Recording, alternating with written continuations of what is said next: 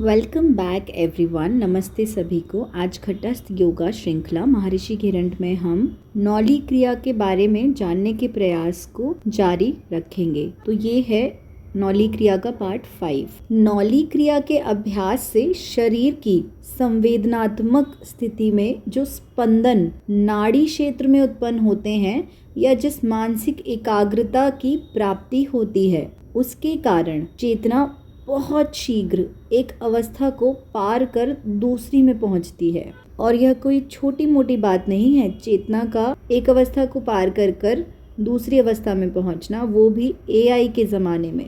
तो आज भी हमारे शास्त्रों की अहमियत एआई के ज़माने में भी खोई नहीं है। अगर आप उन्हें जानने की जिज्ञासा रखेंगे तो उनके लाभ भी ले सकेंगे। हिरण्य संहिता में सप्तांग योग का वर्णन किया गया है। ये 7 अवस्थाएं हैं: शोधन, दृढ़ता, स्थैर्य, धैर्य, लाघव, प्रत्यक्ष और निर्लिप्त। और इस प्रकार से शोधन के बाद दृढ़ता प्राप्त होती है। दृढ़ता कोई छोटा मोटा गुण नहीं है। आसनों के माध्यम से शुद्धिकरण के बाद शरीर को सुदृढ़ बनाना, शक्ति प्रदान करना, जिसका प्रयोग हम दृढ़ता प्राप्त करने के लिए कर सके, षटकर्म के चौथे, 5वें और 6ठे अभ्यास का लक्ष्य होता है। जठराग्नि में तीव्रता तथा अन्य लाभ स्वतः प्राप्त होते हैं। दूसरी महत्वपूर्ण बात यह है कि प्राणायाम की सिद्धि के बिना यह अभ्यास नहीं होता।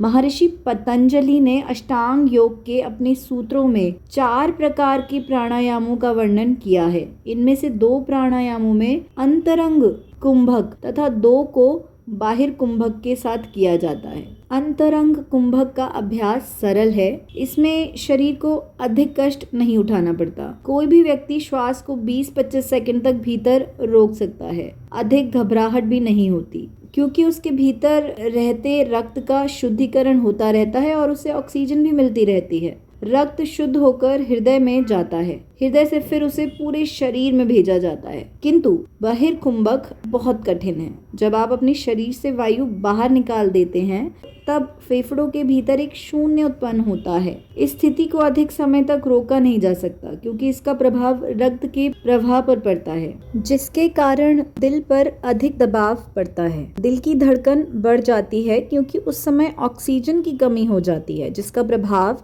हमारे शरीर पर पड़ता है। इस कमी को दूर करने के लिए रक्त संचार तीव्र हो जाता है, जिसके कारण हमारे शरीर के भीतर की ऑक्सीजन जल्दी समाप्त हो जाती है और कार्बन डाइऑक्साइड की मात्रा में भी वृद्धि होती है। इस प्रकार हम 10-15 सेकंड से अधिक श्वास को बाहर की तरफ नहीं रोक सकते, बाहरी कुंभक नहीं लगा सकते। पुनः श्वास लेने की आवश्यकता पड़ती ही है। प्राणायाम के माध्यम से हम अपने शरीर के तंत्रिका तंत्र और प्राण शक्ति को संतुलित रख सकते हैं। श्वास को रोक कर रखने से चाहे अंतरंग कुंभक हो या बाह्य कुंभक हो, शरीर की क्षमता बढ़ती है। शरीर के भीतर विभिन्न स्थितियों को उत्पन्न करने के लिए हम अंतर या बाह्य कुंभक का अभ्यास करते हैं।